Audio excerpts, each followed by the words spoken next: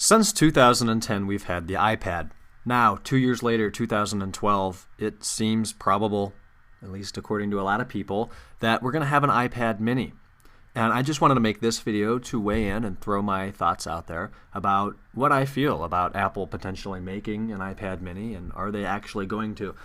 At this point, I don't think I've read any actual concrete facts that Apple is indeed producing a smaller screened iPad. The current one's about 10 inches. Rumor has it that the smaller one could be, I think they're saying 7 or 8 inches, which isn't all that much smaller. It looks like, at least from the photos that have been leaked or made in Photoshop, that the actual bezel on the display goes down from its 3/4 of an inch or an inch size that it is now to something a lot smaller. And that Apple may be wanting to go after the Kindle a little bit more and smaller tablet-esque devices that are more portable than an iPad. And since day one, ever since I've heard about an iPad mini, I don't know, a year ago, quite a while ago, about Apple making another iPad, I just went back to the thought and the image that I saw that Apple posted when they had the iPad keynote, when Steve Jobs sat up there on stage and played with an iPad on the couch. And if you don't remember, we were all talking about what are they going to call it, the iPad or tablet, or I don't know, there were other names that we talked about in the rumor mill. But I remember them putting a MacBook Pro or possibly a MacBook Air on the right side of a PowerPoint slide or keynote slide. And on the left side, they had an iPhone. And then they moved them apart, and they said there's something there in the middle. And they put an iPad in there. And I do not see that iPad shifting right and making room for another iPad, another device that would run iOS, another device they would have to try to sell you in comparison with, say, an iPod Touch, an iPhone, a MacBook or Pro or Air, as well as the original 10-inch iPad. If you even just think about pricing, I found this article here from CNET, actually, about what they would charge for a small iPad. $299 would be fair, but that's the price of an iPod Touch. So why would you buy an iPad over an iPod Touch or an iPod Touch over an iPad?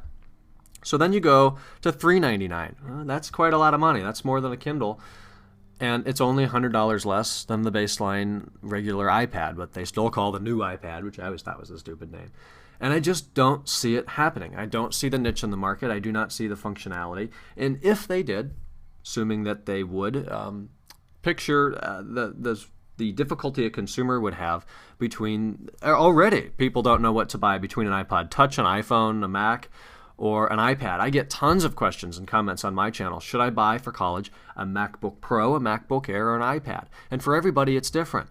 And Apple right now has the luxury of saying that they could make the strong point and argument that all three is the perfect way to go. And that's what they've done with me. They have sold me on a MacBook Pro, an iPad 3, as well as an iPhone 5, and currently an iPhone 4S. And all of those three devices, I feel, have their very strong place in the market. You need a phone, you need something that fits in your pocket that has everything on it and a camera, and it needs to fit in your pocket.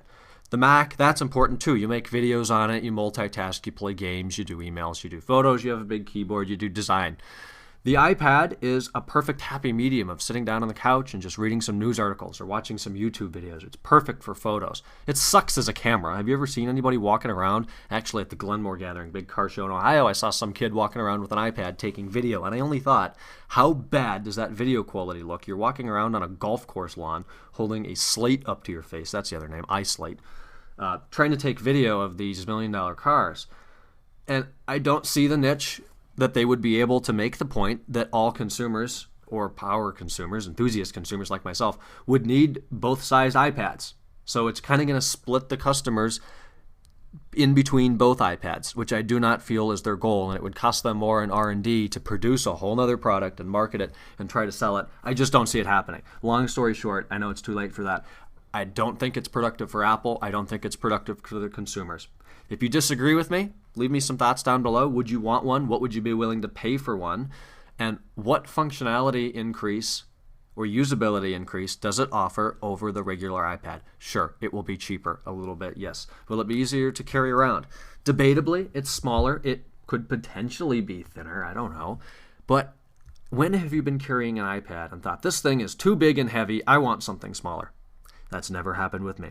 If it has with you, leave me those thoughts and comments below. I do look forward to reading those, and I will talk to you guys later this week. I know I said yesterday or today or whenever I get around to uploading this video that I wouldn't talk to you before the iPhone 5. Well, I lied. I'm feeling productive. I'm making videos. Leave me some comments. Leave me some requests. Talk to you guys later. Bye-bye.